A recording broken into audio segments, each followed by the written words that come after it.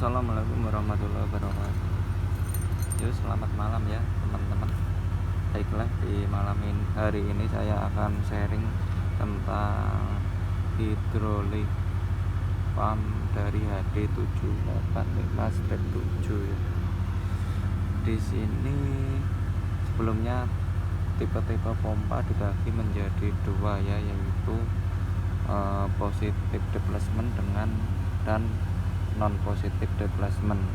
Jadi apa itu positive displacement? Yaitu pompa yang menghasilkan antara input dengan outputnya itu internal leakage-nya tinggi, jadi dia tidak mengalami kebocoran yang tinggi, itu positive displacement. Sedangkan yang negative displacement yaitu pompa antara input dari section ke discuss itu mengalami kebocoran yang tinggi.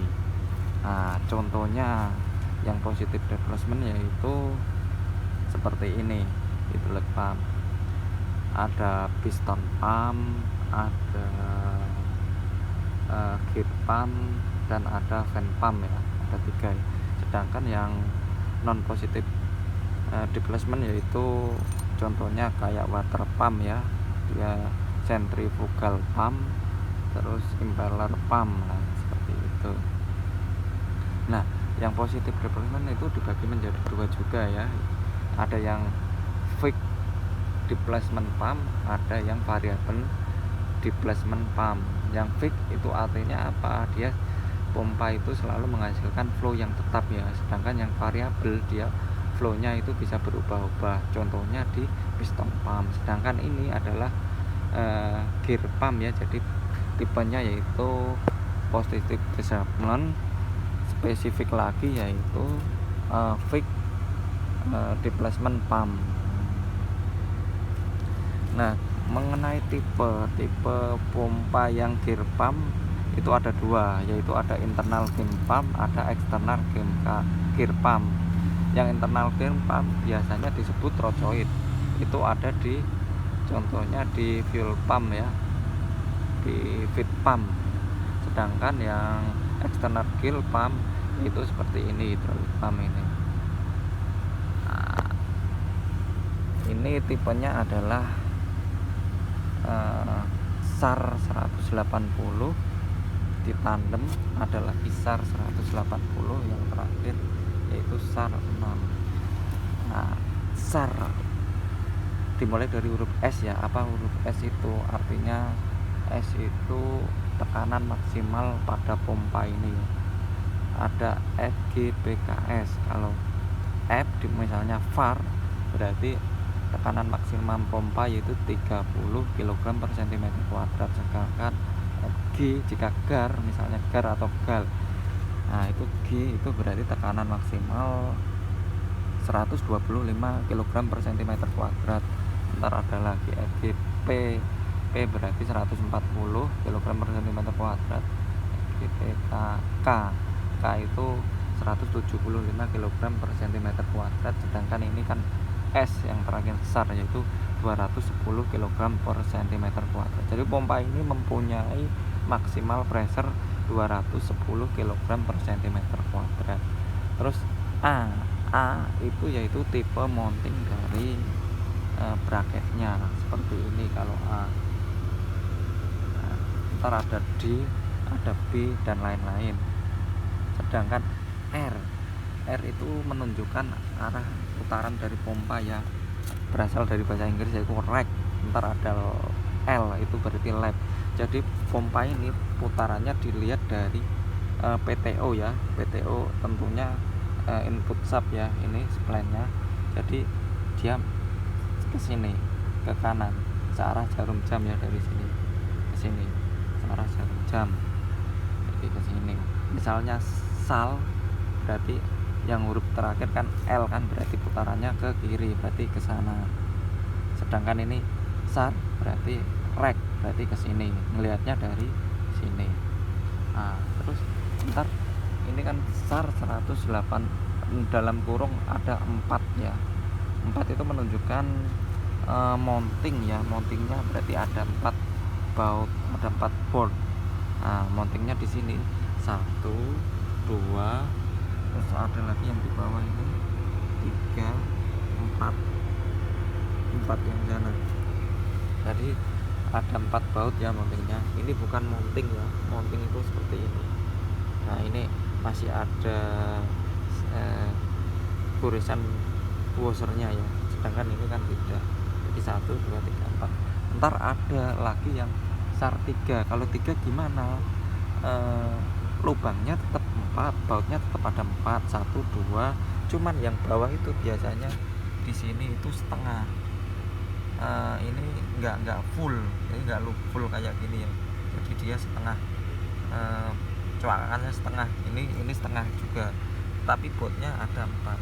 Fungsinya apa? Dia untuk memudahkan dalam pemasangan, jadi bisa digeser ke atas. Jadi kalau ini kan harus dipaskan baru dipasang baut, sedangkan kalau SAR 3 kan ada coakan kan, biar lepasinnya biar enak gitu. Terus 180 itu artinya setiap satu putaran dari pompa ini menghasilkan 180 cc atau 180 ml. Nah, tipenya ini kan hidrolik pump, ini kan SAR dalam tanda kurung 4 180, terus ditambah SAR 180 dalam kurung 4 dalam kurung, terus 180 ditambah SAR dalam kurung 1 6. Jadi ini ada 3 outputan ya. Nah pertama ini hidrolik pump kan ada steering dan hose ya, ini punyanya steering pump, sedangkan yang di sini punyanya work equipment pump. Yang ini dia untuk ke kontrol valve atau dam EPC valve ya, kalau WD ya. Nah, ntar kedua ini dia akan masuk ke demand valve atau steering control valve. Terus mengenai sekarang bagian-bagian dari pompa, yang pertama yang paling depan ini namanya yaitu bracket ya, sedangkan yang ini namanya case, terus ini namanya cover ya, ini namanya cover. Jadi ada 3 bagian ya. Yang pertama bracket mulai dari sini sampai sini. Nah, sedangkan ini sampai sini ini namanya case. Nah ini sampai sini itu namanya cover. Nah di dalam bracket ini ada apa aja? Yang pertama yaitu ada snap ring. Ini snap ring. Nah, terus habis snap ring di sini ada seal oil ya. Ini masih kelihatan ada seal oil. Nah setelah seal oil biasanya ada washer atau plate ya, kalau di Padbook ada gitu. Terus itu di bagian bracket, sedangkan di bagian sini itu ada gear ya. Itu ada 2 gear. Yang pertama yaitu drip gear. Drip gear itu yang satu sub dengan spline atau inputan ya. Sedangkan ada gear lagi di sini 2, yang 1 sama 2. Yang di sini itu ada driven gear. Jadi gear ini akan menggerakkan driven gear. Berarti, tapi sebelum ada gear di sini ada o-ring ya, untuk mencekat ya biar tidak terjadi kebocoran di sini. Berarti ada o-ring dulu, terus ada seal juga, terus ada set plat di sini di kiri sama kanan. Terus di sini dimulai dari set plat, terus ada seal, terus terakhir ada o-ring yang menyekat ya di sini ya, o-ring. Fungsinya dari seat plate yaitu untuk biar kebocoran kecil ya antara sisi sini sama sini di set. Terus dia selain membuat kebocoran kecil, dia berfungsi sebagai 2 ya, yaitu entrapment relic group sama ada entrapment vacuum group. Nah kalau relic group yaitu ketika gear ketemu gear kan oli akan mengalami tekanan yang tinggi ya, maka untuk membebaskan tekanan biar tidak terjadi ngelok, yaitu ada entrapment relief group. Terus yang vakum, entrapment vakum group, yaitu fungsinya ketika ada kevakuman di sisi suction ya, suction itu di bawah sini ya, dia akan menghindari kevakuman tersebut. Nah, setelah di gas, yang terakhir ada bracket. Kalau bracket yaitu ya tempat outan dari oli. Kalau sectionnya di sini ada dua ya, dia di sini sama di sini. Sedangkan ini dia nggak punya section, tapi dia dilangsungkan dengan yang sini ya. Jadi ini sectionnya dari mana? Dari sini, ikut dengan SAR 180 sini. Nah, terus ada apa lagi? Mounting. Nah, ini mountingnya itu kalau di shop manual itu toknya itu 15,5 sampai 19,5. Ini kalau di ukuran baut ini kan menggunakan LMK ya. Ini baut yang mempunyai kepala 22 ya, kepala bautnya, atau M12, yaitu ulirnya berdiameter 12 mm, sedangkan kepalanya panjangnya itu 22 mm.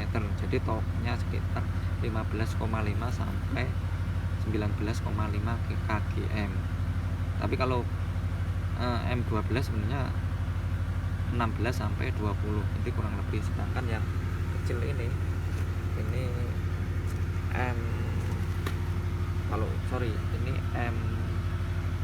M14 ya, kepala 22, yang berarti ini M12. Nah, dia toknya itu sekitar 10 sampai 12,5 kgm, atau kalau di baut yang segi 6 itu kepalanya 19 mm, atau M12 itu menunjukkan diameter dari ulirnya itu 12 mm. Terus istilah-istilah ya, di sini ada rotating torque of plane shaft ya, yaitu kalau di shop manual itu saya baca kemarin kalau nggak salah 1,6 kgm sampai 2,9 kgm. Tapi ntar lihat aja di shop manual di 785 ya, kalau nggak salah segitu ya, seingat saya. Itu artinya apa? 1,9 sampai 1,6 sampai 2,9 kgm berarti gaya puntir untuk menggerakkan putaran dari shaft ini segitu. Misalnya ada torque wrench, berarti jika disetting sekitar 3 kilo harusnya sudah kuat, karena kan rotating torque-nya 1,6 kgm sampai 2,9 kgm gitu. Terus apa lagi? Dan ntar ini keduanya ini masuk ke demand valve ya, atau steering control valve, sedangkan ini masuk ke dam EPC valve ini ya. Nah, yang masih saya kurang mengerti yaitu di sini kan menunjukkan SAR 1. Kalau SAR 1 kan harusnya mounting boardnya 2 terus setengah-setengah, tapi di sini saya kurang ngerti ya. Tapi kalau biasanya kalau yang sini SAR 4 itu terlihat jelas bracketnya ini, tapi kalau ini bracketnya yang mana ya kurang lebih. Contohnya ini, kalau ini kan SAR 4 ya, 180, mungkin bracketnya ini kan bisa jumlahnya ada 4 ya, 1, 2, 3, 4. Sedangkan yang ini bracketnya ikut mana ya kurang jelas juga. Kalau ini yang disebut bracketnya harusnya SAR 4 6, tapi bisa manual ditulis SAR 1. Terus ada lagi SAR 180 kan yang dua ini, tapi di sub manual yang ini udah benar tekanan maksimal yaitu 210 kgm per cm kuadrat, sedangkan di sini kalau dilihat di sub manual HD itu tekanan maksimal bisa nyampe 245 kg per cm kuadrat kalau nggak salah loh ya, seingat saya loh ya. Terus oh ya, tadi kan satu putaran 180 ya, tapi kan karena ada internal leak di sub manual itu dijelaskan kalau standar barunya berarti setiap 2000 rpm, yaitu kalau 180 dikali 2000 hasilnya kan harusnya 3 dikali 2000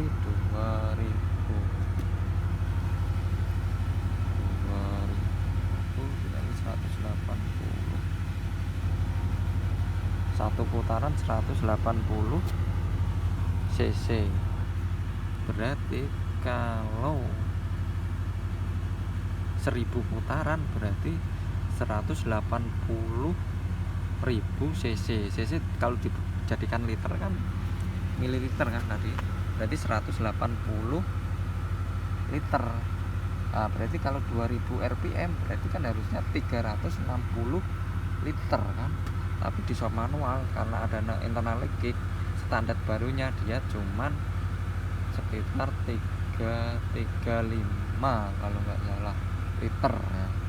Sedangkan di sini harusnya 2000 rpm 12 liter dia dalam 1 menit ya, dia cuman tercapai 10,1 atau 9,1 sekitar segitulah liter ya dalam 1 menit pada rpm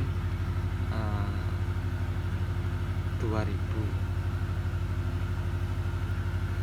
ya. Sekian itu dari saya, terima kasih ya.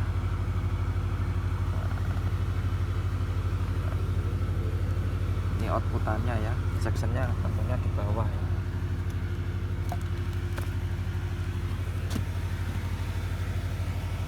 Nah ini sectionnya ya. Ini dijadikan satu dengan ini. Ini pompa sudah nggak dipakai lagi ya, karena ini lihat dari putarannya harusnya kalau 1,6 saya kuat ya, ini udah berat sekali ya. Ini pompanya rusak, sudah tidak bisa dipakai, mungkin sudah low power, internal listrik tinggi nggak tercapai, makanya sudah nggak digunakan lagi.